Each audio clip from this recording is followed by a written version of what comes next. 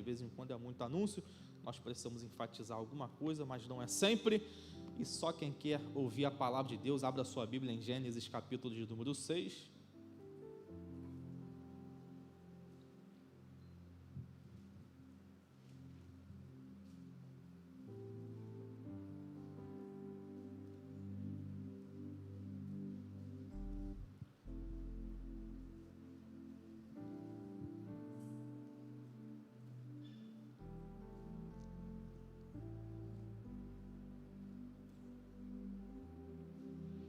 Gênesis capítulo 6, eu vou ler do versículo 5 ao 8, depois eu quero ler alguns separados, o 14, o 18, o 21 e 22. Enquanto eu for lendo, eu cito aqui antes e você vai acompanhando. Gênesis capítulo 6, versículo 5, quem achou diz amém. E viu o Senhor que a maldade do homem se multiplicara sobre a terra, e que toda a imaginação dos pensamentos de seu coração era só amar continuamente. Então arrependeu-se o Senhor de haver feito o homem sobre a terra, e pesou-lhe em seu coração. E disse o Senhor: destruirei de sobre a face da terra o homem que criei, desde o homem até o animal, até o réptil e até a ave dos céus, porque me arrependo de os haver feito. Noé, porém, achou graça aos olhos do Senhor. No 3 você pode repetir esse 8, irmão? Vamos lá? 1, 2, 3. Versículo 14: faze para ti uma arca de madeira de gofe, farás compartimentos na arca, e a betumarás por dentro e por fora com betume. Versículo 18: mas contigo estabelecerei o meu pacto, e entrarás na arca, tu e os teus filhos, e a tua mulher, e as mulheres de teus filhos contigo. Versículo 21: e tu toma para ti toda a comida que se come, ajunta para ti, e te será para mantimento para ti e para eles. Assim fez Noé conforme tudo que Deus lhe mandou, assim o fez. Capítulo 9, versículo 1, e eu encerro. E abençoou Deus a Noé e a seus filhos, e disse-lhes: frutificai e multiplicai-vos, e enchei a terra. Você pode dar um glória a Deus por essa palavra? Glória a Deus. Mantenha o seu coração aberto. Quero trazer uma breve palavra de Deus sobre a sua vida, porém eu creio sempre no poder da palavra. Como eu sempre falo, Hebreus 4,12, a palavra de Deus ela é viva e eficaz, mais penetrante que espada alguma de dois gumes, penetra até a divisão da alma e do espírito, juntas e medulas, é apta para discernir os pensamentos e as intenções do coração. Essa palavra vai aonde ninguém vai, alcança aonde ninguém alcança. Se você manter o seu coração aberto, eu tenho certeza que você vai mais uma vez sair daqui melhor do que como você chegou, pelo poder da palavra de Deus. Bem, você leu comigo o capítulo 6, o versículo 5, vai dizer que a maldade na terra era generalizada, a imaginação dos pensamentos de seu coração era má continuamente. O versículo 6 vai dizer que o Senhor se arrependeu. O versículo 7 diz que Deus decidiu exterminar toda a humanidade. Nesse momento, nesse contexto, o olhar de Deus para a humanidade não era um olhar bom, não. O olhar de Deus para a humanidade era um olhar de arrependimento. Deus não estava feliz, Deus não estava satisfeito. Deus não estava olhando para a terra procurando algo bom para se fazer. Não, o olhar de Deus não era um olhar bom nesse momento para a sociedade. Por quê, pastor? Porque os homens estavam vivendo para o seu próprio desejo, fazendo a sua própria vontade, o que era bom somente aos seus olhos. Era um tempo de promiscuidade, era um tempo onde o povo fazia só o que queria, vivendo a lá vão ter, como diz o profeta Zeca Pagodinho: vida leva eu, deixa a vida me levar, e assim vai embora. Era como o povo estava vivendo. A sociedade toda estava corrompida, irmão. Pensa, se hoje a gente acha que está ruim, imagina viver num tempo onde a sociedade, a humanidade está toda corrompida, vivendo dessa forma que eu acabei de citar.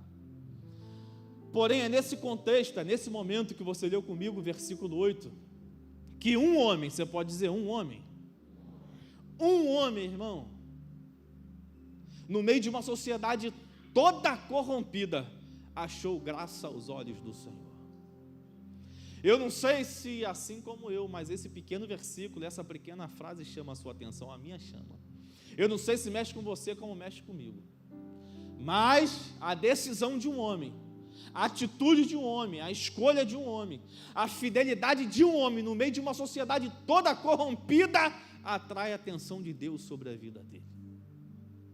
Noé, no meio desse contexto, no meio de uma sociedade toda corrompida, decidiu permanecer sendo fiel a Deus. E aqui eu aprendo algumas coisas simples e compartilho com você. A primeira, é possível ser fiel a Deus, independente do lugar ou das circunstâncias.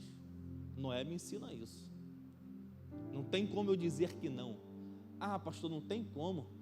Todo mundo faz. Noé me ensina que é possível ser fiel a Deus, independente do lugar ou da circunstância. Sabe que você pode dizer isso aí de forma pedagógica para ficar guardado no seu coração? Diz assim, ó, é possível ser fiel a Deus, independente do lugar ou das circunstâncias. Eu sei que não é fácil, irmão, não estou aqui para dizer que é fácil, né? Não estou aqui para te enganar, né? Para dizer que eu sou perfeito, para dizer que eu sou santo, não. Eu não vim aqui falar sobre perfeição, eu não vim falar sobre ser santo, não, mas eu vim falar que é possível permanecer sendo fiel a Deus. Eu vim te garantir, baseado na palavra e na história desse cara, que é possível continuar sendo fiel a Deus, independente do lugar, independente das circunstâncias. Ser fiel a Deus é uma decisão, irmão. Ser fiel é uma decisão, não é um sentimento, não é uma emoção, não, mas é uma decisão. Eu decido no coração ser fiel a Deus. Você decide ser fiel a Deus, como eu sempre falo e vou continuar repetindo, toda decisão é pessoal, toda decisão é intransferível. Eu não posso decidir por você, você não pode decidir por mim. Eu decido ser fiel a Deus, eu decido não me corromper. E o versículo 9 vai dizer que Noé era um homem justo, reto e andava com Deus. No meio de uma sociedade toda corrompida, Noé decide permanecer justo, Noé decide permanecer íntegro, Noé decide ter relacionamento com Deus, Noé decide fazer a diferença, Noé decide ir contramão do sistema, Noé decide não se corromper, Noé decide no seu coração. Então a decisão é nossa, irmão. Eu sei que nós não somos santos, eu sei que de vez em quando a gente erra, não que devemos, mas estamos sujeitos, irmão, podemos errar, podemos cair, podemos pecar. É a palavra de Deus que vai dizer, aquele que está de pé, cuide-se para que não caia. A palavra vai dizer. E eu costumo dizer em algumas pregações, que o maior problema nunca foi o nosso erro, o maior problema nunca foi o nosso pecado, irmão, até porque todos nós somos sujeitos, não que devemos, mas pode acontecer. Pastor, se o maior problema não é o erro, não são os pecados, é o quê? É permanecer no erro. O maior problema é permanecer no pecado, é continuar vivendo a mesma vida. Esse é o mesmo problema. Você conhece a história de Davi, um homem segundo o coração de Deus, irmão. Não era qualquer um, não era qualquer cara, era um homem segundo o coração de Deus. Pecou, errou, caiu, mesmo assim foi chamado homem segundo o coração de Deus. Por quê? Porque não permaneceu no erro, não permaneceu caído, decidiu levantar a sua cabeça, decidiu se arrepender, decidiu, falar com o Senhor. No Salmo 51 ele vai dizer: Senhor, só não retires de mim a tua presença e a alegria da tua salvação. Tenha misericórdia, eu errei, eu reconheço, eu me arrependo.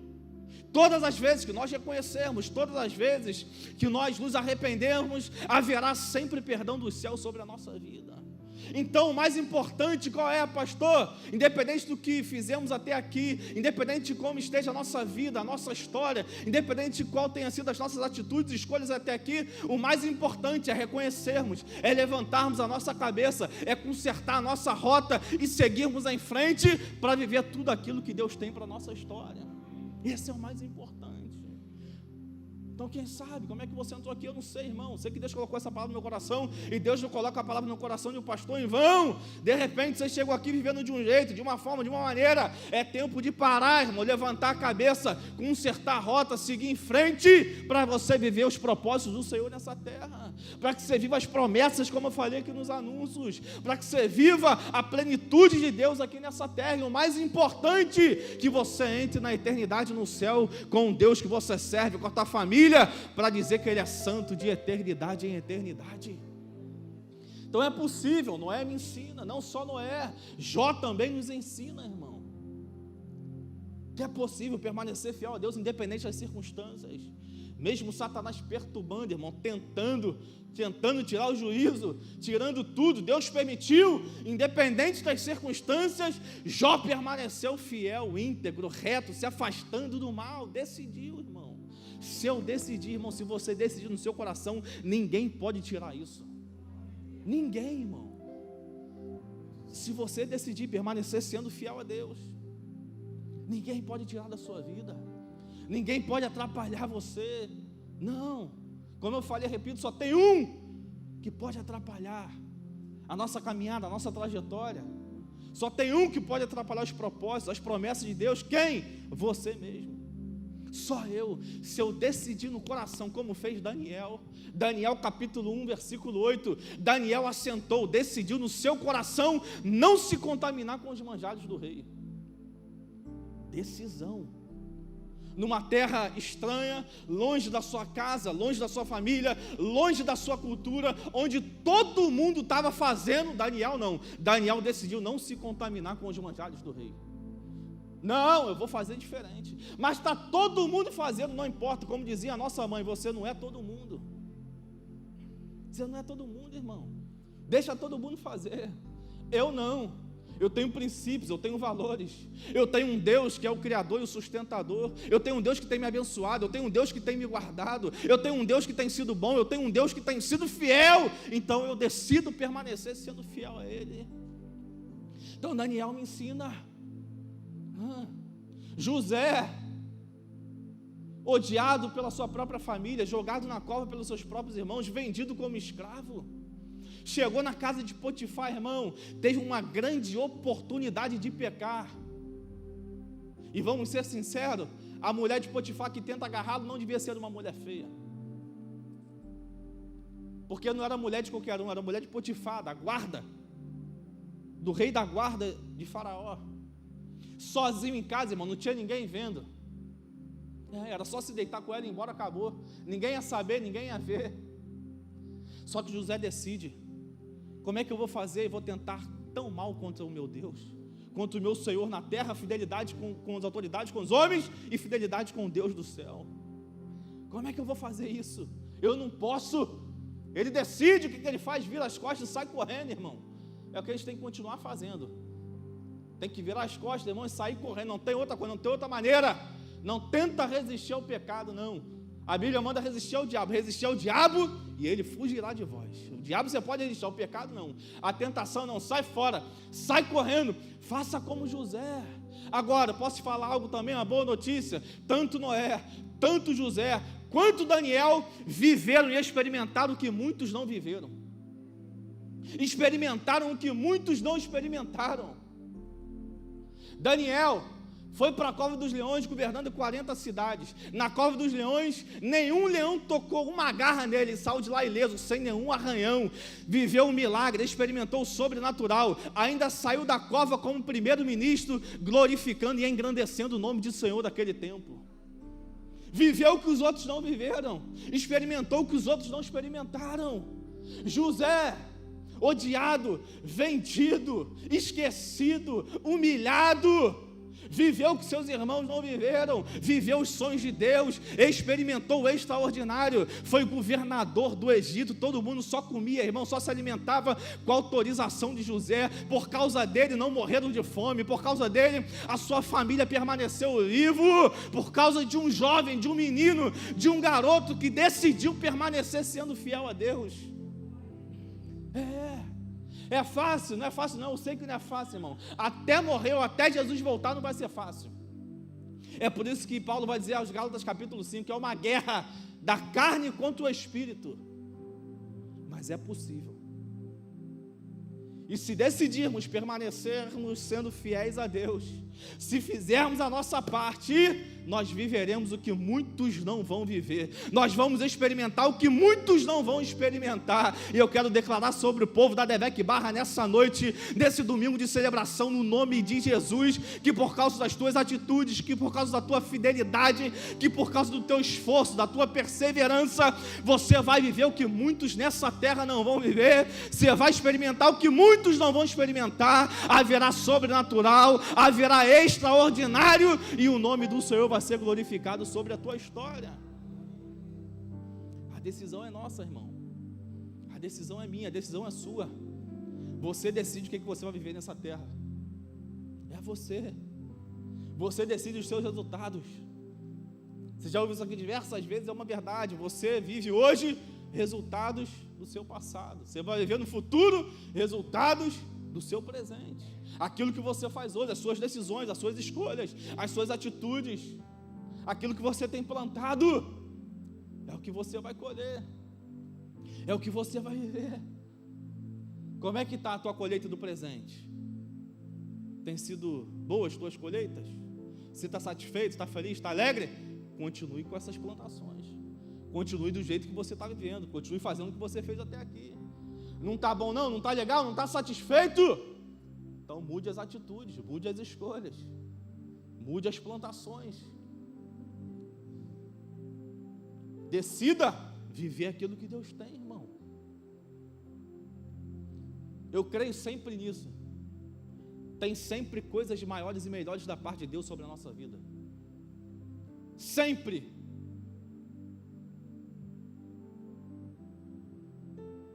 Tem sempre um futuro intacto de Deus sobre nós. Sempre. Nos aguardando, só depende de nós. Se fizermos a nossa parte, nós viveremos. Então você decide, você escolhe. Quais serão as tuas colheitas, os teus resultados? O que você vai viver? O que a tua família vai viver? Guarde isso aqui, irmão. Salmo 101, verso 6. Pensa num verso do Salmo que eu gosto muito. Os meus olhos procurarão os fiéis dessa terra. Olha o que está dizendo o salmista. Os meus olhos procurarão os fiéis dessa terra. A palavra de Deus não está dizendo que Deus procura os pobres da terra, procura os bilionários da terra, os milionários, os bonitinhos, os feinhos, os mais cheinhos, os mais magrinhos. Não, os meus olhos procurarão os fiéis da terra.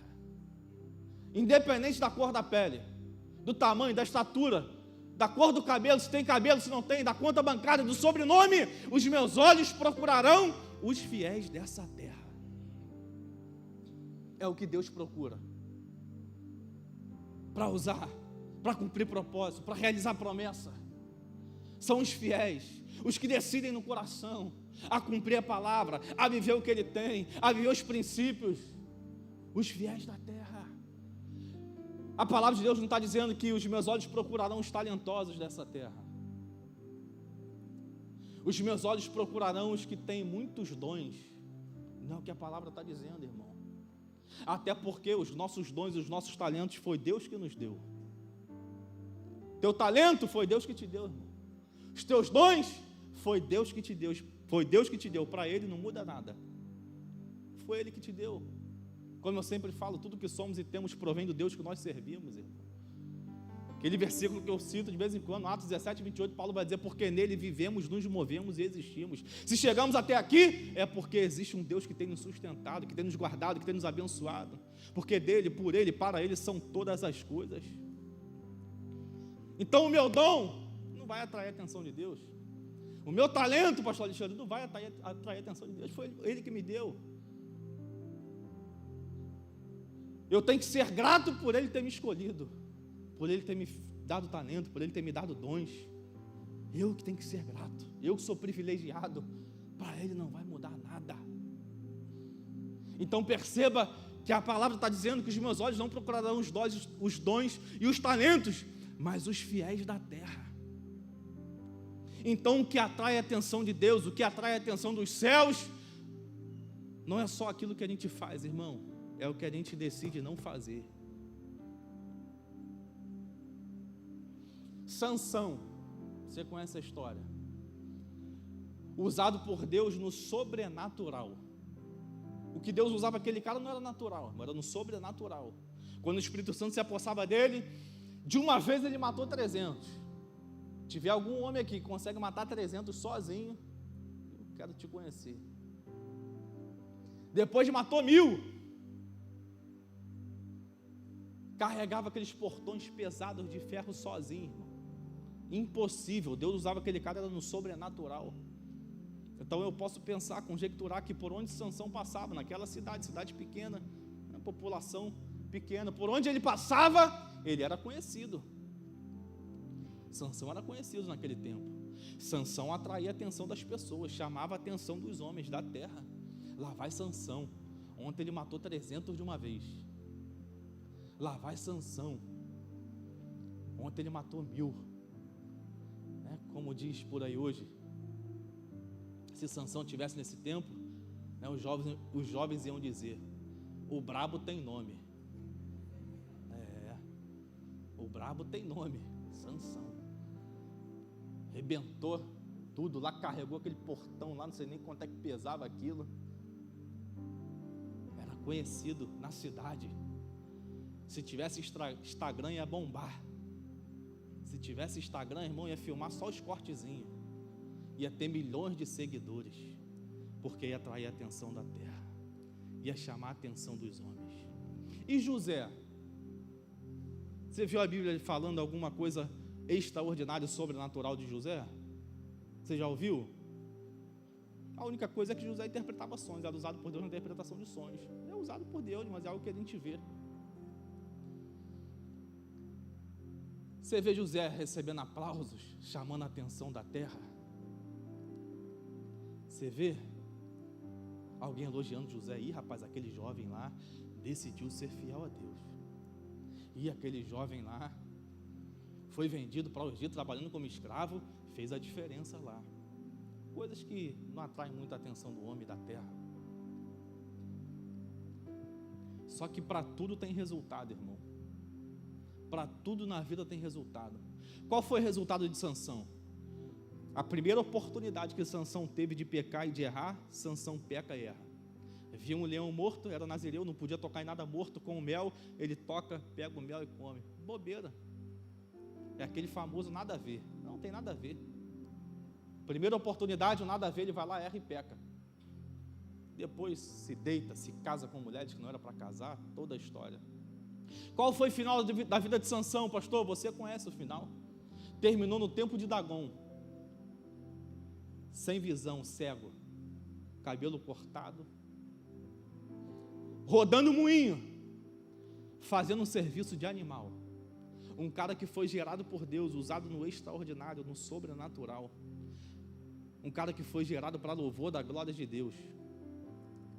Encerrou a sua vida sendo envergonhado para louvor da glória de Dagom, o Deus dos filisteus. Deus usou Sansão ali por aproximadamente 20 anos. Eu penso comigo, eu conjecturo que Deus ainda tinha muita coisa para fazer em Sansão e através da vida dele. Tinha muita coisa, irmão. E podia usar por mais 20, 30, 40 anos. Porém, as atitudes de Sansão interrompem aquilo que Deus tinha para fazer através da vida dele.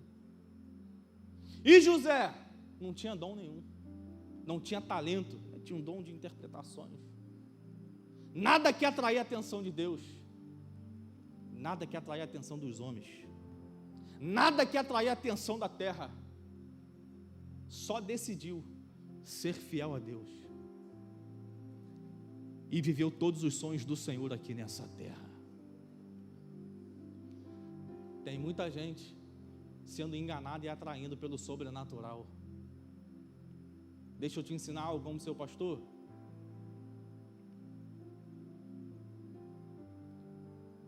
Deus usa quem tiver que usar na hora que tiver que usar. O mal também usa, porque o mal também tem poder. o mal também é usado no sobrenatural. Só que o sobrenatural não é conduta de caráter, irmão. Quem atrai a atenção de Deus é aquele que decide permanecer fiel até o fim. Quem atrai a atenção de Deus é aquele que diz não. Quem atrai a atenção de Deus é aquele que vê uma porta aberta e sabe que a porta é errada e não entra por essas portas. Quem atrai a atenção de Deus é aquele que lá no trabalho vê todo mundo fazendo o que não deve fazer, por mais que pareça nada a ver, e decide não fazer igual. É aquele que recebe uma proposta e sabe que é errado e diz não para a proposta. Quem atrai a atenção de Deus é aquele que vai na contramão do sistema. Quem atrai a atenção de Deus é aquele que decide fazer aquilo que é certo, independente das circunstâncias, independente do lugar, num tempo de crise, num tempo difícil, num tempo de fome. Eu sei que é errado, então eu digo não, porque eu decido permanecer sendo fiel ao Deus que eu sirvo. Eu decido permanecer sendo fiel ao Deus que eu sirvo, porque eu sei que por mais difícil que seja o cenário, Ele continua no controle de todas as coisas. Por mais que a sociedade esteja corrompida, um homem achou graça aos olhos do Senhor, viveu o que ninguém viveu, todos morreram, ele e a casa dele permaneceram de pé, teve salvação, teve proteção, teve livramento. Daniel viveu o que ninguém viveu, José viveu o que ninguém viveu. Ei, em o nome de Jesus, que no teu trabalho você permaneça sendo fiel a esse Deus, que na tua escola você decida permanecer sendo fiel a Deus, na tua faculdade, na tua vizinhança, no teu bairro, na nossa nação. Em o nome de Jesus, eu declaro sobre o povo da Devec Barra que você decida permanecer sendo fiel a Deus, e eu quero declarar no nome de Jesus que você vai viver o que muitos não vão viver, você vai experimentar o que muitos não vão experimentar, e o nome do Senhor será glorificado. Se você crer, você pode dizer um amém por isso? Se for para Ele, pode aplaudir mais forte.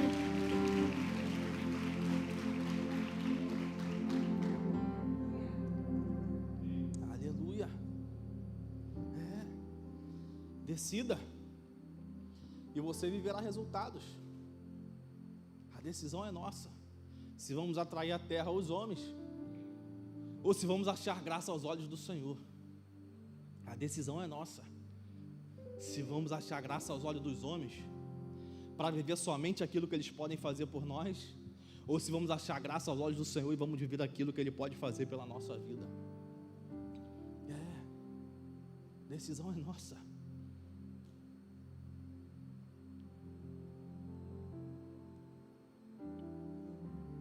Você escolhe, irmão. Você decide.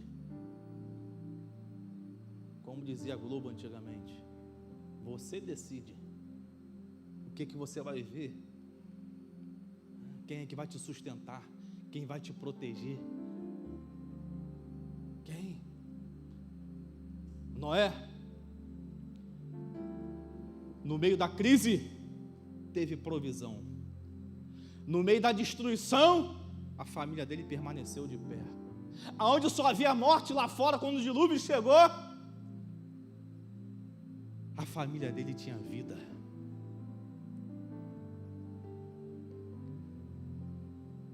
E com Deus é assim. Versículo 14, Deus manda Noé construir uma arca. Agora olha só isso aqui que interessante para eu caminhar aqui. Deus manda Abraão, você leu comigo? Abraão não, Noé. Preguei sobre Abraão quinta-feira, ficou na mente aqui. Deus manda Noé construir uma arca. Agora, irmão, como é que constrói uma arca num tempo onde nunca havia caído uma gota de água do céu? Nunca tinha chovido. Como é que você cumpre? Como é que você faz? Como é que você crê? Noé, faça uma arca. Desse jeito, dessa forma. Todas as especificações, troço gigantesco. Porque eu vou enviar um dilúvio. Vai ter dilúvio. Só que nunca tinha caído uma gota do céu, irmão. Como é que faz um negócio desse? Como é que pratica uma palavra dessa? É simples. Eu falei aqui pela manhã. Para ser crente não pode viver somente na lógica humana. Tem crente aqui nessa noite? Então não dá para viver só na lógica humana, não. Crente não vive só na lógica humana. Se você quiser viver só na lógica humana, procura alguma religião, bate em alguma outra porta, porque aqui não vai dar certo. Porque essa palavra me fala em pelo menos 3, 4 livros dela, que o justo viverá pela fé. O justo viverá pela fé. E construir arca para nós hoje é isso. O que, pastor? É continuar crendo naquilo que Deus disse. É continuar acreditando na palavra. É continuar confiando nesse Deus. Noé constrói uma arca. Naquele tempo, irmão, era loucura. Naquele tempo era um absurdo. Imagina Noé começando a construir uma arca, o povo passando e vendo aquilo. Que loucura, irmão. Que doideira. Posso pensar, conjecturar que foi chamado de louco, que foi chamado de maluco, que foi chamado de doido. E quem aqui dentro nunca foi chamado? Isso é doido, isso é maluco. Esses crentes são tudo malucos, são tudo doidos. Se quiser chamar desse jeito, pode chamar, irmão. Se ter fé é ser doido, se ter fé é ser maluco, então nós somos tudo doido, nós somos tudo maluco, tudo 22, não tem jeito. Porque construir a arca é isso. É quando Deus diz assim, ó, você vai pisar onde você nunca pisou, nem casa própria você tem ainda no Rio de Janeiro. E você crê nessa palavra, você vive essa palavra. Eu vou pisar onde os meus avós não pisaram, eu vou chegar onde os meus pais não chegaram. Se Deus disse, eu vou continuar acreditando, eu vou caminhar em direção à promessa, eu vou caminhar em direção à palavra, e sei que no tempo certo eu vou viver aquilo que Deus disse. Construir arca é isso, irmão. Eu e minha casa serviremos ao Senhor. O marido, irmão, está bebendo da 1 a 51. O filho está nas drogas. A mulher está vindo para Devec Barra, está liberando uma palavra, declarando como Josué. Porém, eu e a minha casa, nós serviremos ao Senhor. Está tudo indo contrário, irmão, aquilo que Deus disse. Está todo mundo chamado de doido. Aí você fala, não. Lá no seu trabalho você diz, eu e minha casa, nós serviremos ao Senhor. Lá no meio da tua casa você diz, eu e minha casa, nós serviremos ao Senhor. O que é isso, pastor? É construir arca, é acreditar naquilo que Deus disse, por mais que pareça um absurdo na lógica humana, mas você crê, você acredita que aquele que falou que iria chover, vai chover. Se vai ter dilúvio, vai ter dilúvio. Se ele disse, vai acontecer. Em o nome de Jesus, eu quero terminar e pregar para alguém nessa noite, que independente das circunstâncias, do lugar, vai permanecer sendo fiel a Deus, vai continuar construindo a sua arca, acreditando naquilo que Deus disse, liberou. E eu quero declarar no nome de Jesus que no tempo certo haverá chuva dos céus, o dilúvio vai chegar, você e a sua casa vão permanecer de pé, a promessa vai ser cumprida, o propósito vai ser realizado e o nome do Senhor vai ser glorificado sobre a tua história. Em o nome de Jesus, só aqueles que vão continuar construindo, mesmo debaixo de uma palavra que parece absurdo, que parece loucura, aonde os homens estão dizendo que é doido, que é maluco, que isso aí é crente doido, é perturbado. Só os crentes que estão debaixo da construção, em o nome de Jesus, fique de pé no seu lugar, irmão, levanta as tuas mãos aos céus e adore a Ele nesse lugar. Aleluia. Porque Ele vive. Continua construindo, para não. Posso crer. Construir a arca é continuar, mesmo que pareça um absurdo. É crer em todo tempo. Vai acontecer. Deus disse, vai chover, vai vir um dilúvio, eu vou construir a minha arca.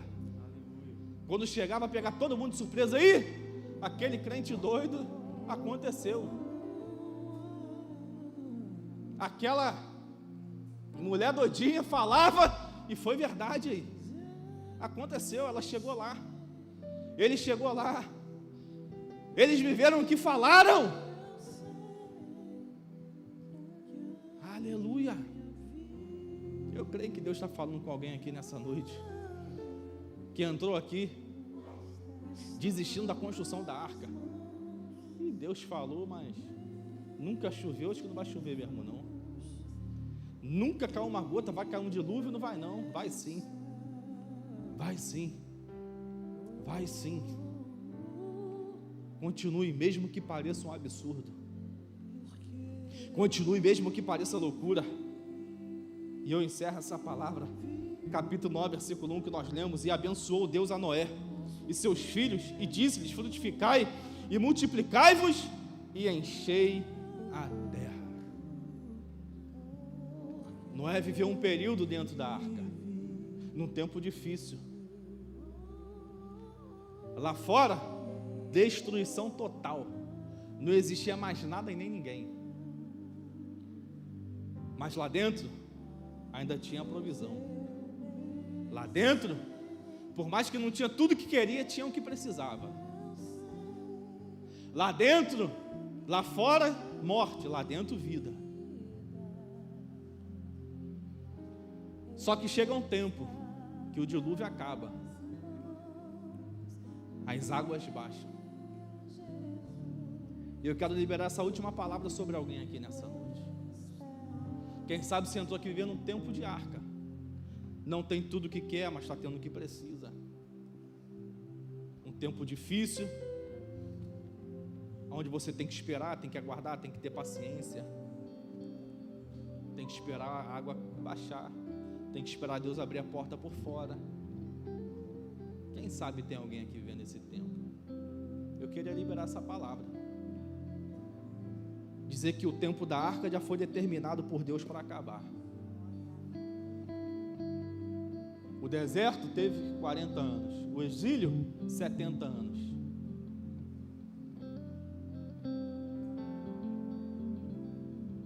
Tudo tem um tempo determinado por Deus para acabar. A chuva para, as águas descem devagar, e chega o capítulo 9 na vida de Noé.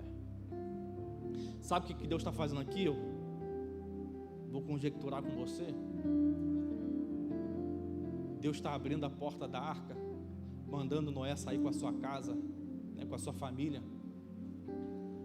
Deus está entregando não só uma folha em branco, Deus está entregando um caderno com folhas em brancas para Noé, dizendo assim: ó, Noé, escreve uma nova história.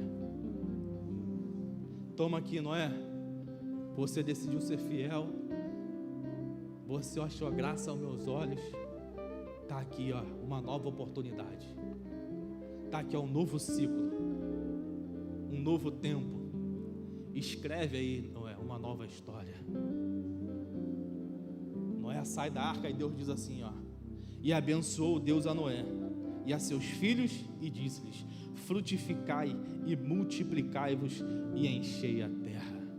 Eu quero declarar que tem um novo tempo, tem uma nova história, tem um novo ciclo para aqueles que decidem ser fiéis a Deus. Escute isso e eu encerro.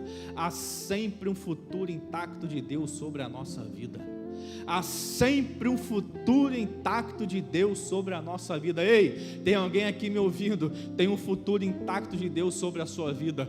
Tem um futuro de Deus te aguardando. Tem um futuro de Deus te esperando. Decida hoje escrever uma nova história. Decida hoje escrever um novo capítulo. Decida hoje viver aquilo que Deus tem em nome de Jesus. Você pode dizer um amém por isso?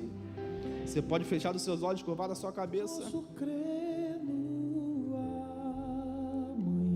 Eu faço um convite nessa noite. Rapidamente, uma oração. Quem sabe existe alguém ou algumas pessoas que entraram por essas portas, participaram desse culto, ouviram essa palavra, e hoje quer fazer essa escolha, como eu sempre falo, que é a melhor escolha que nós podemos fazer nessa terra. Quem sabe existe alguém que nunca tomou essa decisão e quer hoje tomar essa decisão. Eu falei do início e repito: toda decisão é pessoal, toda decisão é intransferível. Eu não posso fazer por você, você não pode fazer por mim. Nem Deus faz aquilo que nós devemos fazer, nem Deus toma atitudes por nós. Só tem um que pode impedir aquilo que Deus tem para fazer na nossa vida, na nossa história: somos nós mesmos. Ninguém mais pode impedir. Então esse convite, essa decisão precisa partir de você. Quem sabe tem alguém aqui E o Espírito Santo está aí falando no seu coração. Quem sabe você está aqui e nunca fez uma aliança com Deus, nunca entregou a sua vida a esse Deus, nunca reconheceu Jesus como o Senhor e Salvador da sua história. O meu convite não é para você fazer uma aliança com um pastor, não é para você fazer uma aliança com a placa da igreja, não é para você participar de uma religião, não.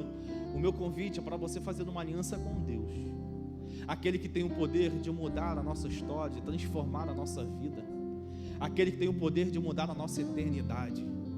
O meu convite é para você que quer entregar a sua vida a Jesus, aquele que tem o poder de perdoar os nossos pecados, pagar as nossas dívidas, aquele que morreu, mas ressuscitou ao terceiro dia, aquele que se entregou por amor a nós, aquele que tem propósito, aquele que tem promessas para nós aqui nessa terra. É esse o convite que eu quero fazer, é isso que eu quero lhe oferecer nessa noite. Então quem sabe tem alguém aqui que nunca tomou essa decisão, que nunca fez essa escolha. Pastor, eu quero entregar a minha vida a Jesus, eu quero viver aquilo que Ele tem, eu quero viver o seu propósito, eu quero viver as suas promessas, eu quero viver um novo tempo, uma nova história, um novo ciclo. Eu quero ter certeza do meu nome escrito no livro da vida, eu quero ter direito à salvação, à vida eterna no céu. Eu quero, pastor. Se você quer, se é com você que o Espírito Santo está falando, você que nunca fez isso e quer hoje, aí no seu lugar levante a sua mão bem alto, que eu quero lhe ver, orar por você e abençoar a sua vida. Se é que tem alguém no nosso meio nessa noite que quer tomar essa decisão, que quer fazer uma aliança com Deus, faça um sinal que eu quero te abençoar. Ou quem sabe tem alguém aqui que conhece tudo que foi feito, que conhece essa palavra, sabe de tudo que acontece nesse ambiente, mas por algum motivo você se afastou. Aconteceram algumas coisas e você se afastou dos caminhos do Senhor. Nós não estamos aqui para saber o que houve, o que aconteceu, mas para te dar uma nova oportunidade, irmão, para que você possa voltar rápido, minha irmã, para os caminhos do Senhor. Então quem sabe tem alguém, uma dessas duas classes de pessoas, que quer entregar pela primeira vez, ou que quer voltar para os caminhos do Senhor. Se é que tem alguém, faça um sinal, eu quero lhe ver. Você não precisa ter medo, você não precisa ter vergonha. A maioria de nós que estamos aqui, um dia tomamos essa decisão e fizemos essa escolha. Então se você quer hoje fazer isso, tomar essa atitude, que é a melhor que podemos tomar nessa terra, faça um sinal, que eu quero lhe ver e te abençoar. Eu falo isso aqui porque eu sempre falo em encerro. Não tem decisão melhor do que essa. Não tem. Por quê, pastor? Porque esse é o primeiro passo que muda a nossa história na terra e muda toda a nossa eternidade.